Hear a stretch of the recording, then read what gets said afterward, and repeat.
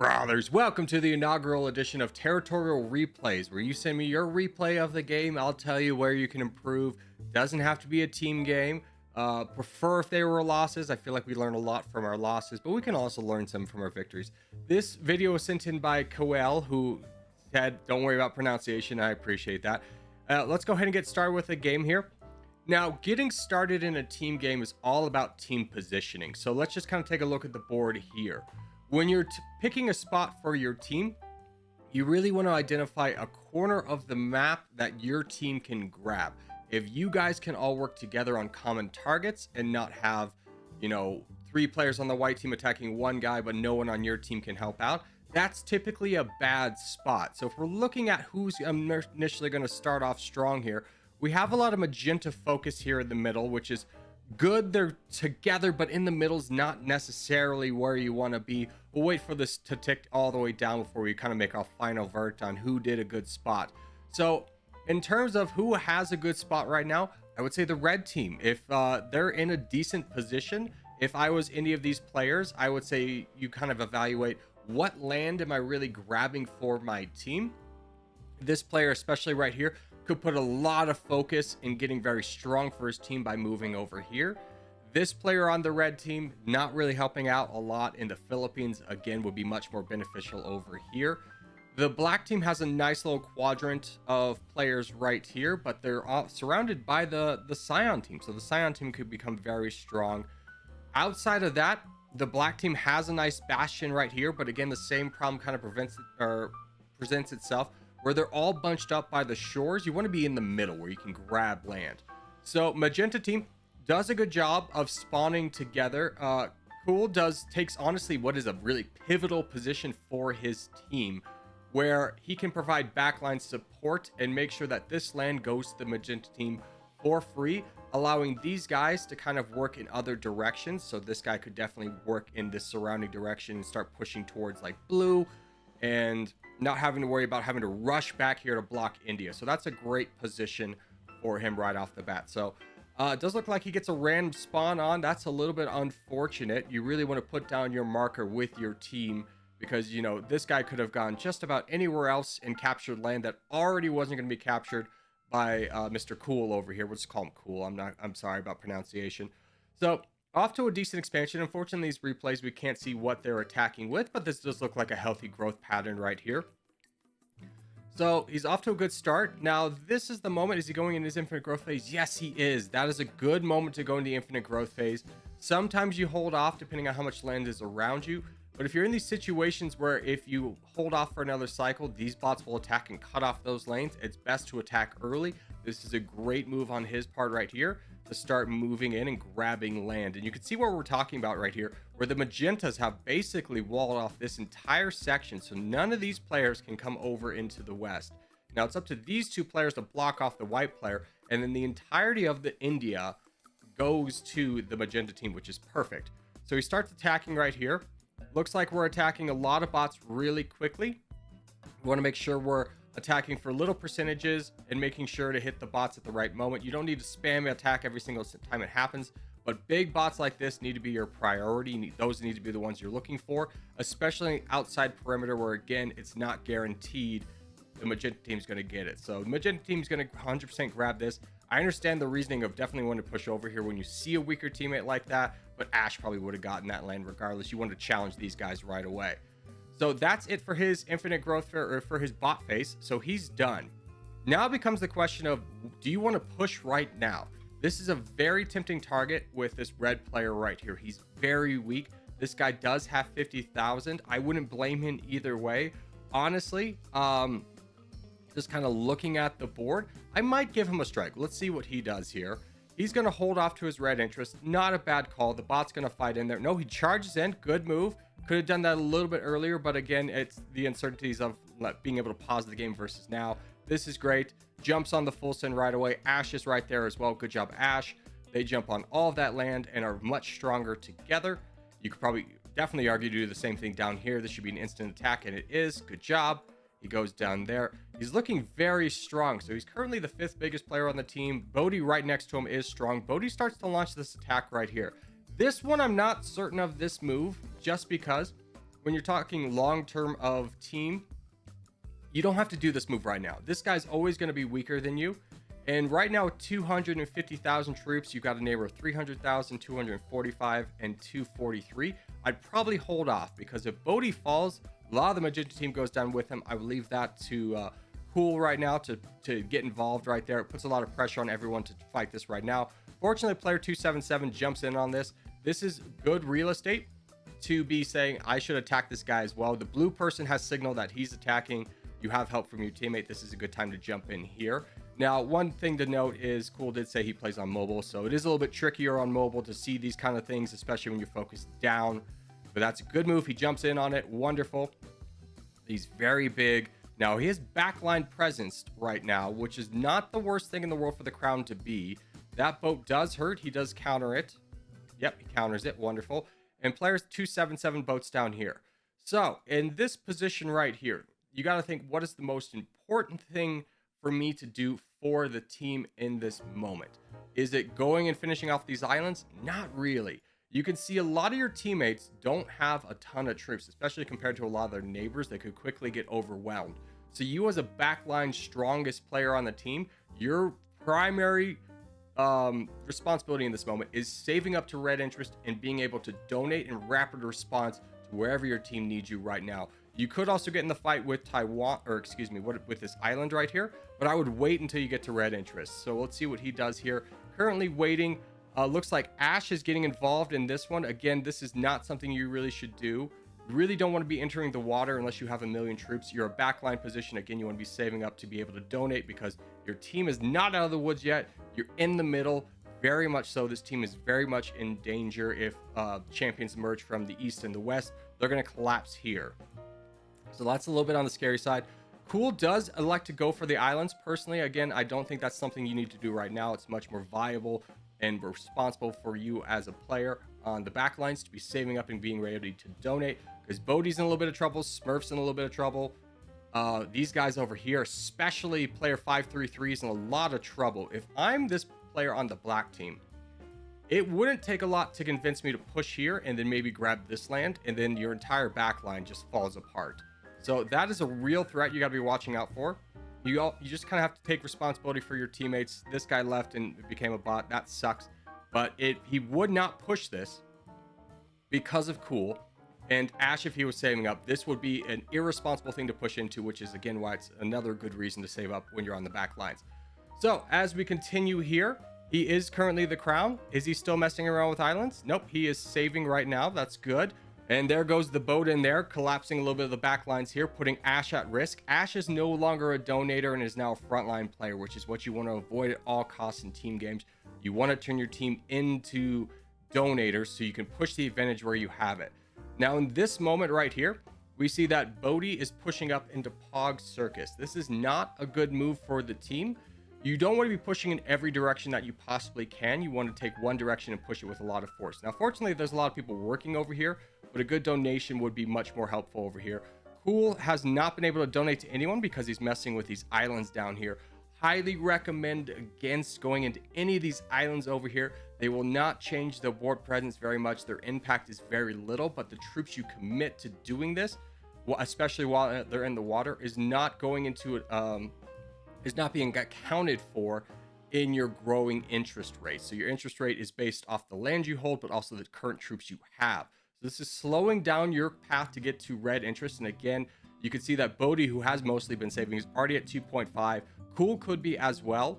If he wanted to grab the island of Borneo, I would understand. But beyond that, I don't think there's a single island over here that's worthwhile in attacking.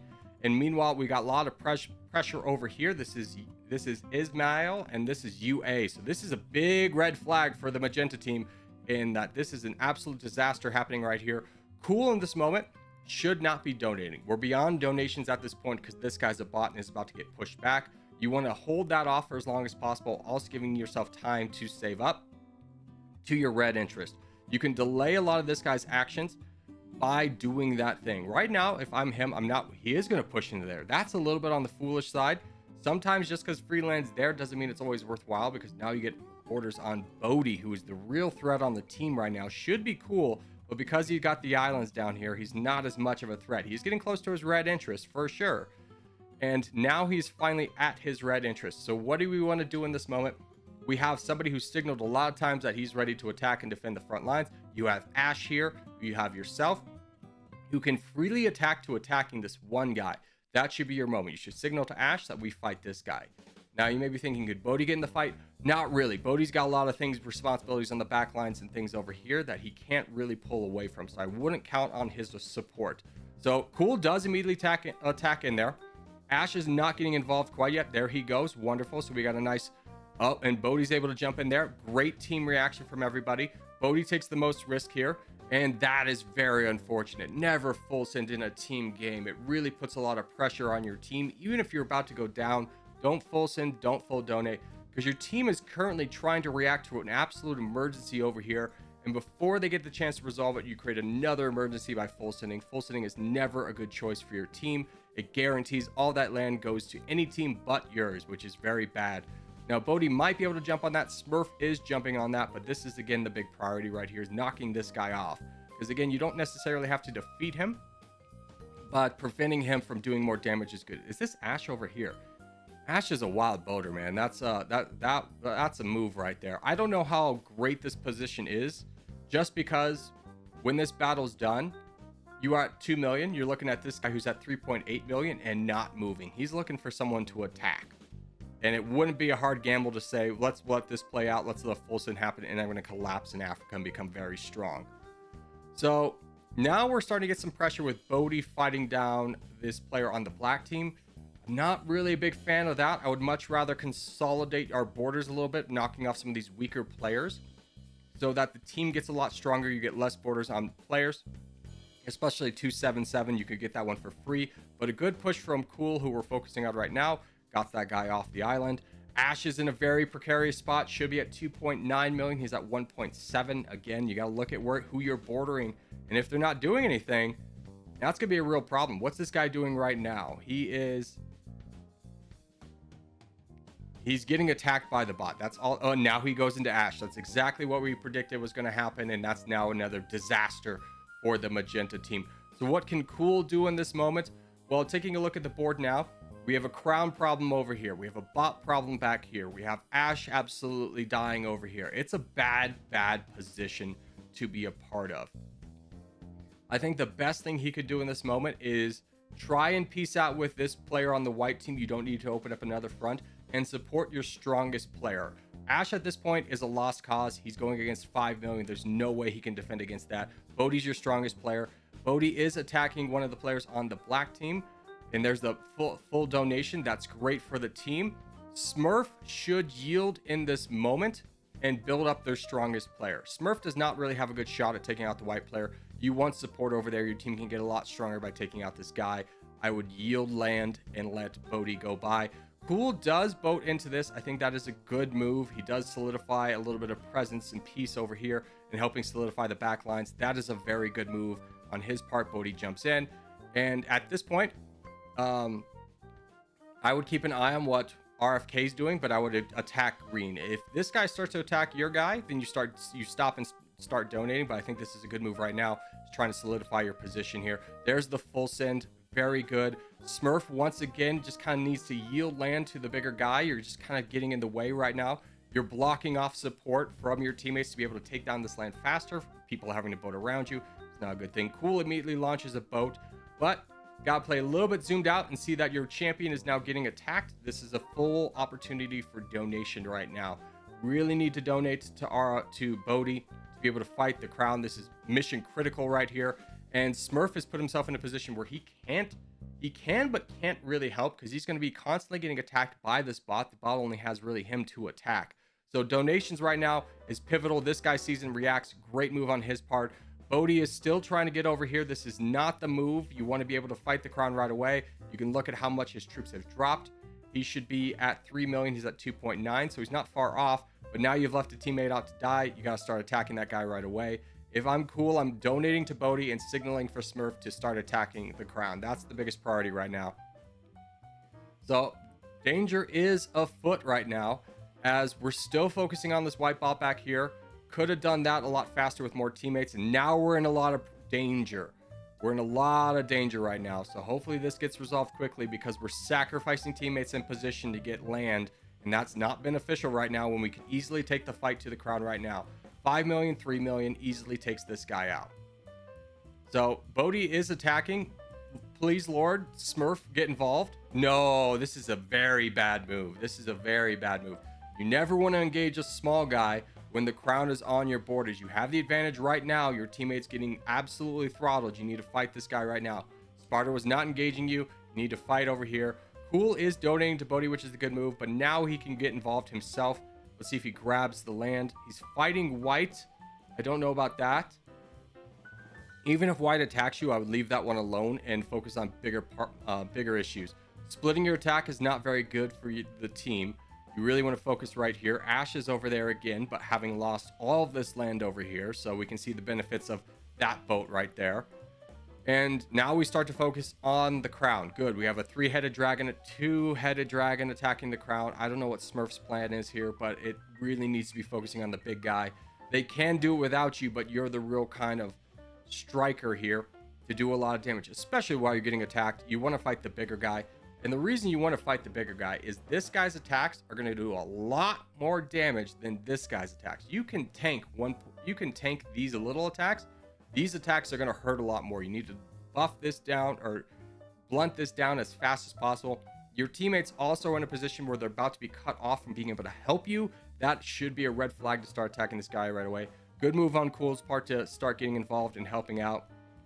Ash, once again, putting the team in a little bit of a vulnerability where he's no longer a donator and is on the front lines. Really needs to just kind of accept that a backline position is fine and donations are much more important in this moment than being a frontline player, because now we've exposed Cool to UA and RFK. That's a really bad move for the team in that part, where otherwise Green probably would have grabbed this land and everything would have been fine.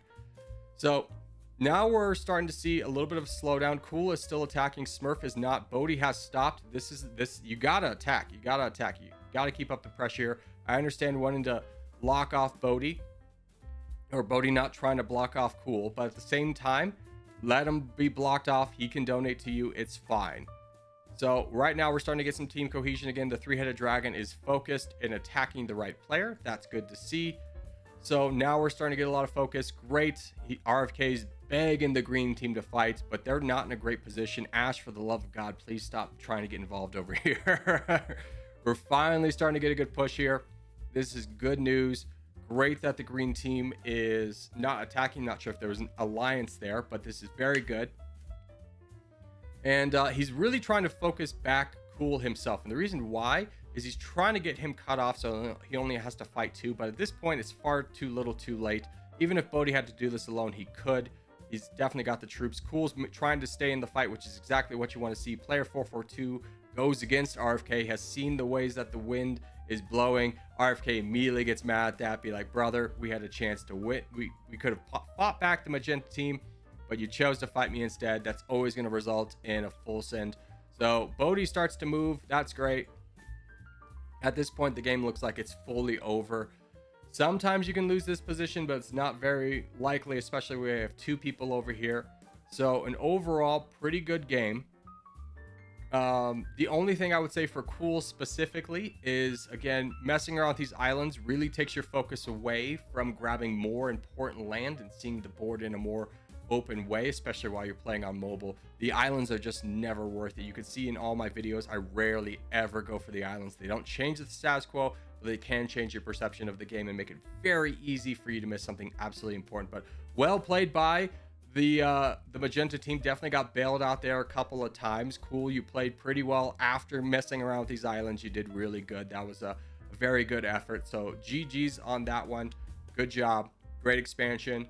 Great mid game, great end game. Just that kind of that voting in the islands didn't quite make a lot of sense. But that is going to do it for this inaugural episode of Territorial Replays. If you have a replay you would like me to look at, send it to CorgiCircusReplays@gmail.com with a description of what was your name, where in the world did you start, and we'll take a look at it. But for now, boys, thank you guys so much for watching, and I'll see you in the next one.